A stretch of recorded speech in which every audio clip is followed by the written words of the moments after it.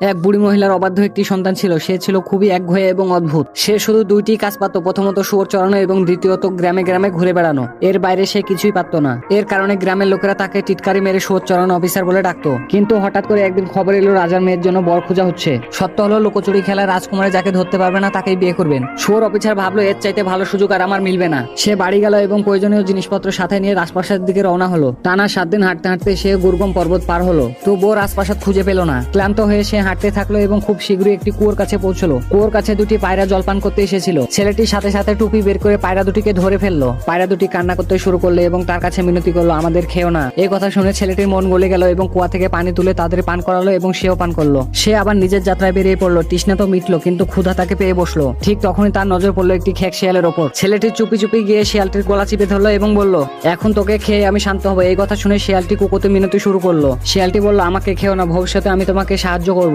এই কথা শুনে শিয়ালটিকে ছেড়ে দিল। একদিকে কামনার ক্ষুধা, আরেকদিকে পেটের ক্ষুধা, দুইটা মিলিয়ে যেন বেচারির চোখ বাইরে বেরিয়ে আসছিল। হঠাৎই সে একটি সমুদ্র দেখতে পায়, যার কিনারায় একটি মাছ ছটফট করছিল। দ্রুত মাছটিকে তুলে মুখে দিতে যাচ্ছিল। ঠিক তখনই মাছটিও বলে উঠলো, দয়া করে আমাকে খেও না, আমি এই উপকার তোমাকে শোধ করে দেবো। ছেলেটির মন আবার গলে গেল। মাছটিকে সমুদ্রে ছেড়ে দিল এবং সামনে এগিয়ে যেতে থাকলো। অবশেষে সে মরতে মরতে রাজপ্রাসাদে পৌঁছলো। সে সোজা রাজাকে গিয়ে বলল, আমি রাজকন্যাকে বিয়ে করতে এসেছি, রাজকন্যাকে ডাকো, আমি তাকে বিয়ে করতে চাই। রাজা তখন বলল, বিয়ে তো হবে, তার আগে তোমাকে রাজকন্যার সাথে 3 দিন লুকোচুরি খেলতে হবে। এর মধ্যে রাজকুমারী যদি তোমাকে খুঁজে পায় তাহলে তোমার মাথা কেটে নেওয়া হবে। ছেলেটি ভয় না পেয়ে ঘুমিয়ে পড়লো এবং পরের দিন রাজা এসে বলল, আবে ওর, তাড়াতাড়ি লুকিয়ে পড়, রাজকন্যা এখন উঠে পড়বে। প্রথম দিন ছেলেটি লুকানোর জায়গা না পেয়ে ঘাবড়ে গেল। ঠিক তখনই কবুতর দুটি উড়ে এসে তাকে অনেক দূরে সূর্যের পিছনে নিয়ে গিয়ে লুকিয়ে রাখলো। রাজকুমারী বাগানে এসে একটি গোলাপ ছিঁড়তে সূর্যের পিছনে লুকিয়ে থাকা ছেলেটিকে খুঁজে বের করলো। পরের দিন